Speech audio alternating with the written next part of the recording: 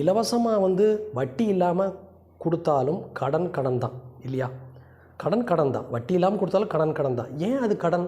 அந்த பணத்தை நீங்கள் திருப்பி கட்டி ஆகணும். வட்டி இல்லாமல் கொடுத்தா நம்ம கட்ட வேண்டாம்னு அவசியம் இருக்குதா? கிடையாது. ஸோ இந்த மாதிரி தள்ளுபடி பண்ணுறதுனால நமக்கு போகும். தள்ளுபடி 5 வருஷத்துக்கு ஒருக்க பண்ணுறாங்க.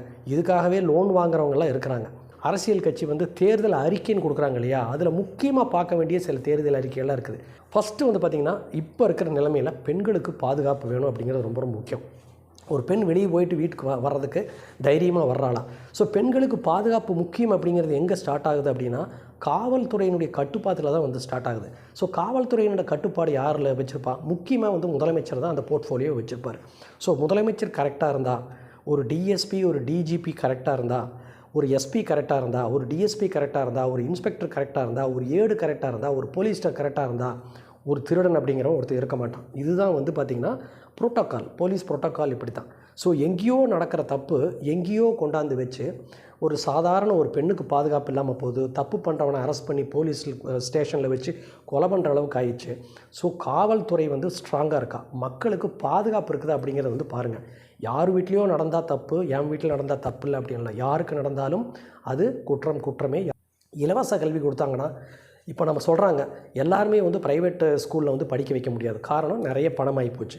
எல்லாருமே வந்து மருத்துவம் ப்ரைவேட் ஹாஸ்பிட்டலில் பார்க்க முடியாது. ஸோ அது வந்து ஆகிப்போச்சு.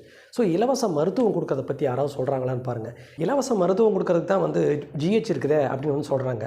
ஜிஹெச்சில் எவ்வளவு தரமான மருத்துவம் கிடைக்கிது அப்படின்னு நினைக்கிறீங்க? இதில் வந்து பார்த்திங்கன்னா, முதல்வர் காப்பீட்டு திட்டம் அப்படின்னு ஒன்று இருக்குது. முதல்வர் காப்பீட்டு திட்டத்தை ப்ரைவேட் ஹாஸ்பிட்டலில் யாருமே எடுத்துக்கிறதில்ல. காரணம், அதில் நிறைய பிஹைண்ட் த விஷயங்கள் இருக்குது. அது இங்கே டிஸ்கஸ் பண்ண முடியாது. ஸோ கவர்மெண்ட் ஹாஸ்பிட்டலில் இலவச மருந்து கொடுக்குறாங்களே, போய் பாருங்கள் கவர்மெண்ட் ஹாஸ்பிட்டல் இலவச மருந்து கொடுக்குறாங்களா? இல்லை லஞ்சம் கொடுத்தா தான் வண்டி தள்ளுறானா? எல்லாமே எல்லாருக்குமே தெரியும். எல்லாத்துலேயுமே ஜாக்கிரதையாக இருங்க. நம்ம வந்து என்னைக்கு வந்து கையை நீட்டி நம்ம பிச்சைக்காரனாட்ட காசு வாங்க ஆரம்பிச்சிட்டோமோ, அன்னைக்கு அவங்க காலில் போய் நம்ம விழுகிறத அர்த்தமாயிடுச்சின்னு நல்லாவே புரிஞ்சுக்குங்க. இலவச கல்வி கொடுக்குறாங்க அப்படின்னா அது தரமாக இருக்குதான்னு பாருங்கள். எங்கே தரமாக இருக்கணும்? வில்லேஜில் இருக்கக்கூடிய ஸ்கூலில் தரமாக இருக்குதா? தரமான டீச்சர்ஸ் இருக்காங்களா? அவங்களுக்கு என்ன கண்டிஷன் வச்சுருக்காங்க? ரிசல்ட் ஓரியன்டாக பார்க்குறதுக்கு அந்த டீச்சர்ஸ்க்கு என்ன கண்டிஷன் இருக்குது? மாவட்ட கல்வி அலுவலர் என்ன கண்டிஷன் வச்சுருக்கிறாரு அப்படிங்கிறத வந்து பார்க்கணும். போக்குவரத்து வசதி தரமாக இருக்கா அப்படிங்கிறத வந்து பார்க்கணும். தலைவர்களை, அதாவது எம்எல்ஏக்களை, ஒரு எம்பியை, ஒரு அமைச்சரை நேரடியாக நம்ம போய் சந்திக்கக்கூடிய திறமை இருக்குதா? வட்டத்தை பிடிச்சி, செயலாளரை பிடிச்சி, அவனை பிடிச்சி, இவனை பிடிச்சி, மாவட்ட செயலாளரை பிடிச்சி போய் பார்க்கக்கூடிய திறமை இருக்குதா? இன்றைக்கி நம்மளை வந்து காரை விட்டு இறங்கி கும்பிடு ஓடுறாங்க, டீ குடிக்கிறாங்க, வடை சுடுறாங்க. நாளைக்கு பதவியில் ஏறினதுக்கப்புறம் நம்மளை திரும்பியும் கூட பார்க்க மாட்டேங்கிறாங்க. இந்த மாதிரி தலைவர்கள் வேணுமா? நீங்கள் கரெக்டாக உங்களுடைய வாக்குகளை வந்து போடுங்க. கொஞ்சம் தவறுனாலும் 5 வருஷம் நம்ம தான் வந்து பாடுபடணும். மறுபடியும் இது போன்ற நல்ல வீடியோவில் சந்திக்கும் வரை பாய்.